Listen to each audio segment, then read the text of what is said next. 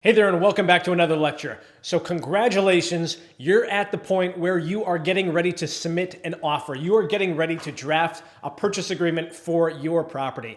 Now, at this point, you should have already obviously shopped around, found a great property you want to move forward on. You've probably already checked out the neighborhood. You've run comparable sales to determine a good asking price.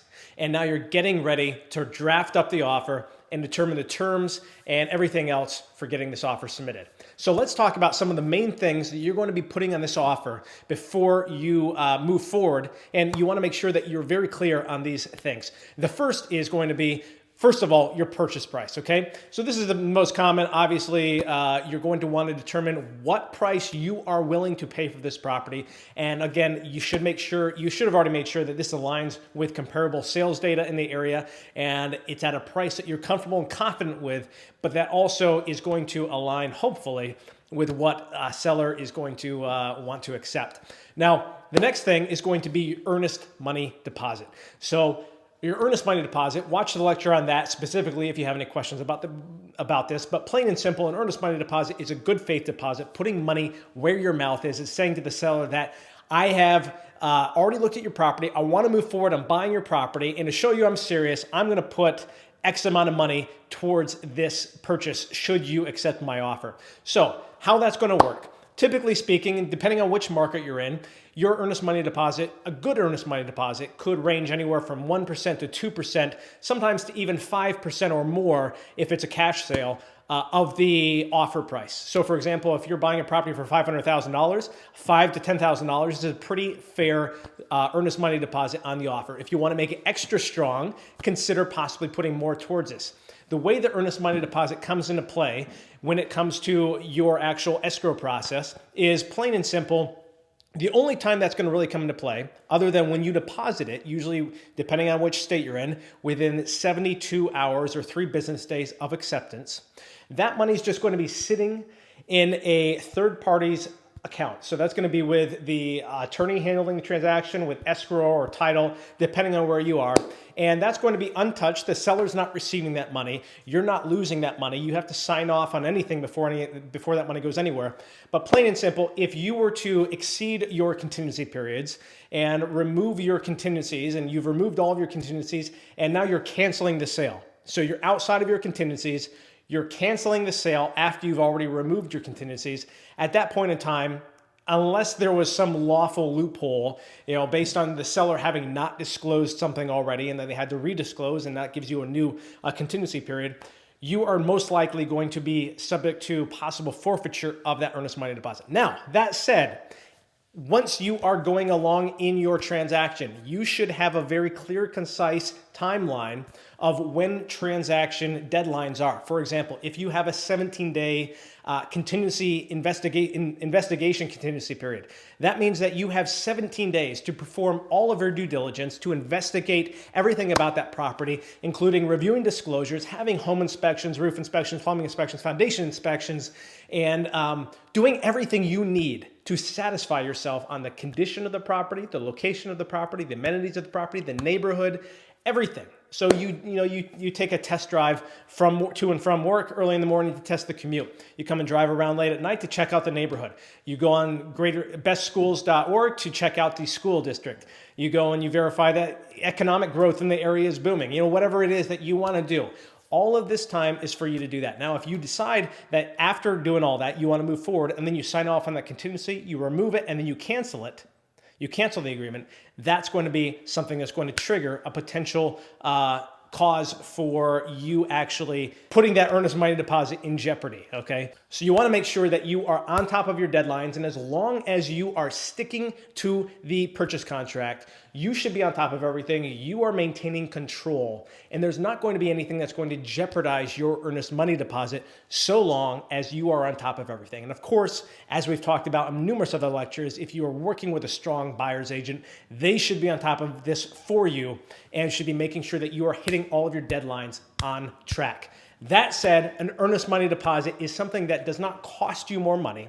It's just putting more money into a temporary trust fund during the escrow period, and it's something that can actually strengthen your offer should you be willing to put more money towards that, okay? And then what happens to earnest money deposit at the end of the escrow period? Well, if you had closing costs to cover or you're putting a down payment down, that money or a portion of it is going to go towards those closing costs or towards the down payment. Now, let's just say you were using something like a VA loan and you have all of your closing costs covered by the seller and you're not putting any money down, well, then in that case, you would actually receive that full earnest money deposit back, less any other fees for whatever reason that you had in that transaction. Make sense? So earnest money deposit is one of those terms that if used wisely, you can actually greatly increase the desirability of your offer with really no repercussions to you. The next term you want to discuss on the offer is the close of escrow period. So this is the time frame from acceptance to when you actually close and you get possession, get the keys,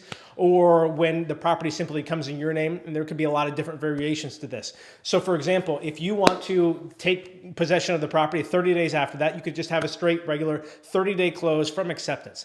Now, on the other hand, if you wanted to offer to the seller and make your offer maybe a little bit more desirable, if you knew, for example, that the seller was relocating to the opposite coast and they wanted a little bit of time to move out and maybe find a replacement property out there, well, then you could also offer what's called a seller in possession, meaning you're offering that the seller stay in possession of the property even after close of escrow and retain possession. And that could entail either them paying you rent money. It could entail them just staying there rent free.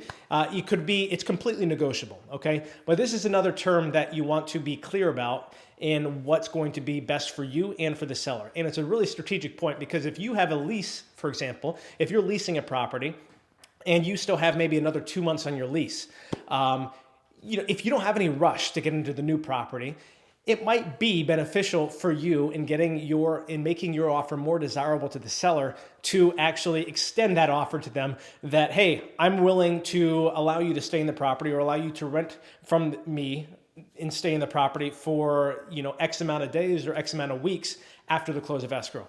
Little things like that are going to increase the desirability of your property because what do people want? People want ease. They don't want stress. They want as smooth of a transaction as possible. So if you can give that to them without actually paying more money or giving them more monetary value out of your own pocket, then that's going to be something helpful and it's going to be a win-win for both sides. So think about that when you're determining what your close of escrow period is. I highly recommend you have your buyer's agent talk to the listing agent on this property and try to gather as much intel as possible. Have them do a little bit of reconnaissance and figure out what is the seller's motivation, why are they selling, where are they going to, what is important to the seller besides price, and really try to figure out, okay, what of this information can I piece together and make a more desirable offer without costing me more money out of my own pocket?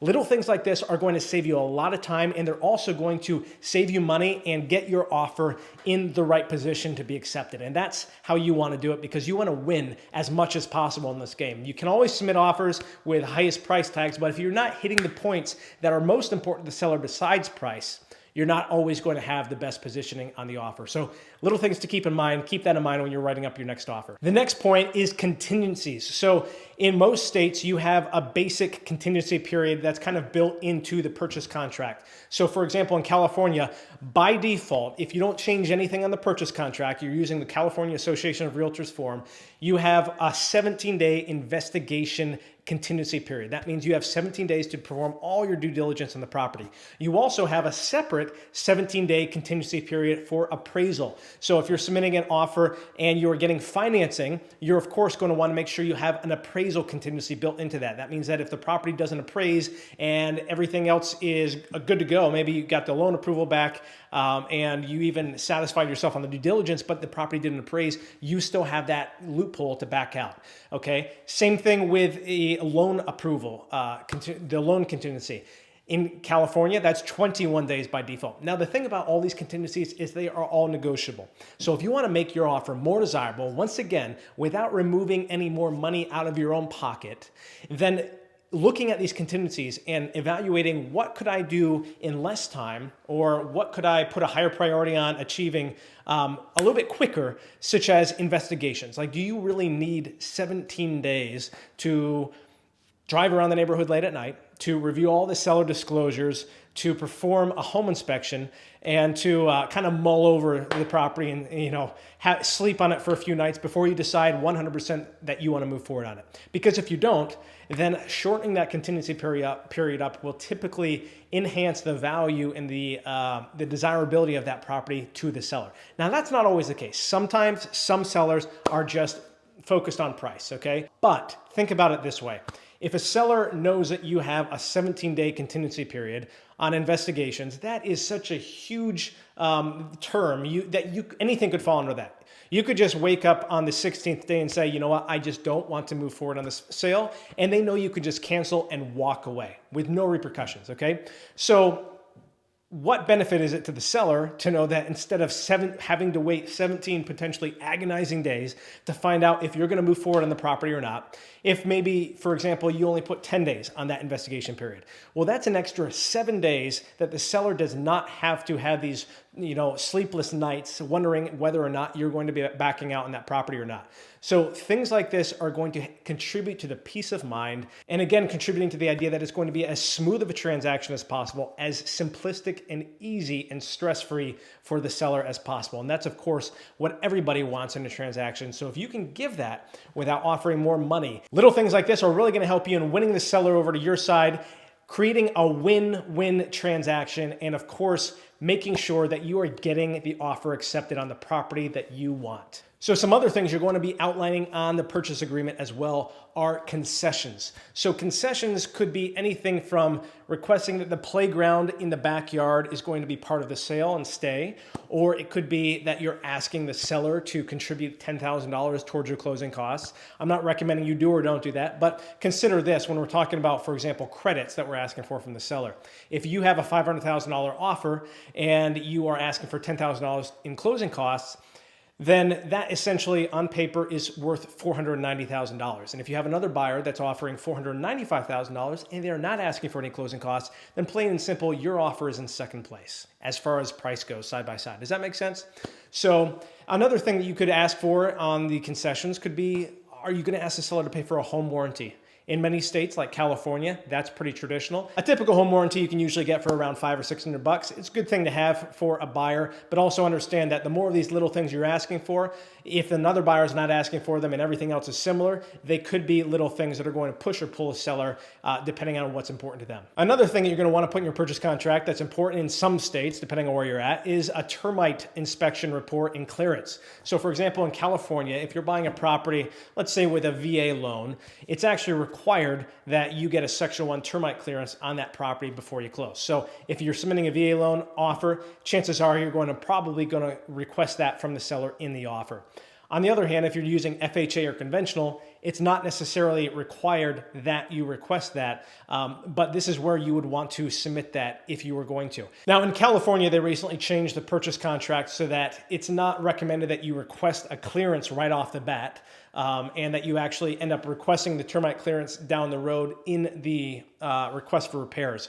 Nonetheless, if you know for sure that you absolutely want a termite clearance on a property, it's something to consider when you're writing the offer, because the last thing you want is down the road, you're already halfway through your investigation periods and you decide you're going to request that termite clearance and the seller says no, well then it's a little bit hard to backpedal out from that scenario. So I highly recommend considering putting termite inspections and clearances on the offer when you're submitting it if it's something that's important to you. Now there's going to be other standard splits as well. So in California, for example, there's going to be certain costs that are regular for a seller to pay for and other ones that are going to be customary for the buyer to pay for. Also understand that these fees might also change in what's customary or non-customary depending on even regions that you're in. For example, in Southern California, it is customary for seller and buyer to split their escrow fees 50-50 or to each their own. And while it's also customary for the seller to pay for the seller's title insurance policy, of course. Now in other states or in other areas, they might do things differently. For example, in San Diego County, going back to the close of escrow and possession, it's actually customary for the seller to move out and be out of the property by the time you close on the property. So if you're closing on the 30th of the month, then the buyer should expect that the seller's out of there. However, in Riverside County, that's not the case. In most cases, people are requesting 3 days of remaining in the property after close of escrow. So understand that depending on where you're at, what state you're in, or even what region you're in, these different common terms and standard ways of doing things will change. Also, be sure to check out my other video on the RPA, the Residential Purchase Agreement. This is the actual document, if you're in the state of California, that you are submitting when you are making an offer. So in it, we're going to be going over from start to finish the anatomy of the contract and all of these different places where you're going to put these different terms. Of course, if you're working with a competent, strong buyer's agent, they're going to be handling this for you. But nonetheless, it's good for you to understand the ins and the outs and the different parts of the contract so you have no questions in what you're signing moving forward. I'll see you in the next lecture.